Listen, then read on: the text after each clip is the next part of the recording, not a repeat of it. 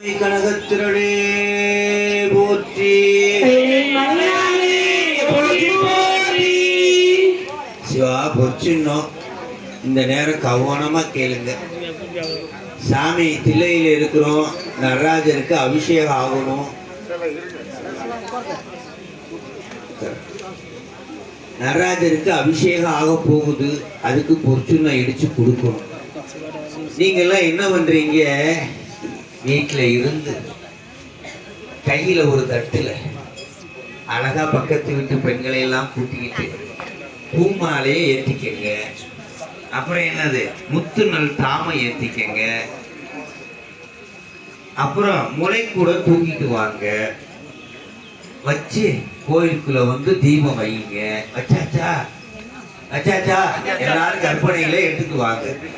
நீங்க உங்களால முடிஞ்ச பூவையோ தீபத்தையோ பூக்களை எடுத்துட்டு வந்து வச்சாச்சு. இப்ப அபிஷேகத்துக்கு சக்தி அம்பாள், சோமி, பார்மகள், நாமகள் எல்லாரும் வரதா. நீங்க எல்லாம் அதுல யாராவது ஒரு கேரக்டரா மாறி இறைவனுக்கு பாட்டு பாடுறதுக்கு முனைவு குறுக்க மறுக்க போகாதீங்கன்னு நான் இப்பதான் சொன்னேன். அப்படியே வந்து டிஸ்டர்ப் பண்ணாதீங்க. சொல்றத கவனமா கேளுங்க. நீங்க அடுத்த சாமிக்கு போகணும்னா இதே மாதிரி பாவனை தான் பெருமாளுக்கு ரொம்ப பிடிக்கும். பாவனையே செய்ய மனசு. சக்தியும் சோமியும் பார்மகளும் நாமகளோடு பல்லாண்டு இசைமி. இதுல யாரு சக்தியும் பார்த்துக்கோங்க, யாரு நாமகள்னு பார்த்துக்கோங்க, யாரு பார்மகள் பூமாதேவின்னு பார்த்துக்கோங்க. இவங்கெல்லாம் பாட போறாங்களாம். இவங்கெல்லாம் என்னது பாட போறாங்க.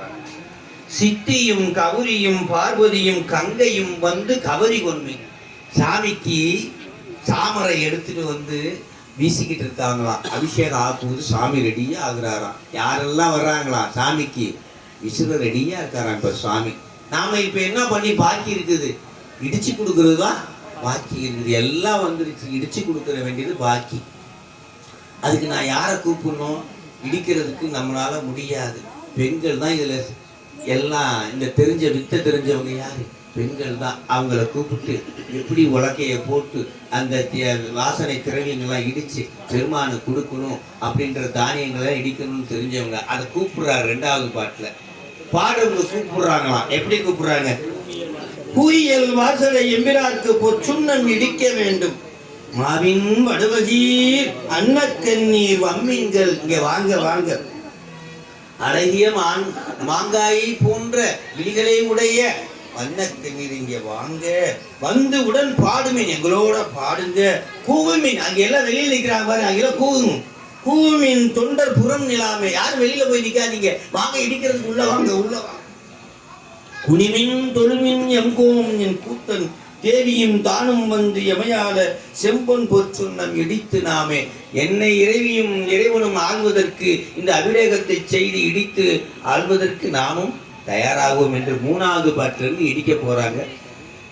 உங்களுக்கு வீட்டுல அவ்வளவு பிரச்சனைகள் இருக்கும். இந்த நீங்க இடிக்கிற அந்த பொருளை பெருமானுக்கு மட்டும் அபிஷேகமா பண்ணிட்டீங்கன்னு வச்சுக்கோங்களேன், உங்க பிரச்சனை சால்வ் ஆயிடும். பிரச்சனையை வேண்டிக்கங்க.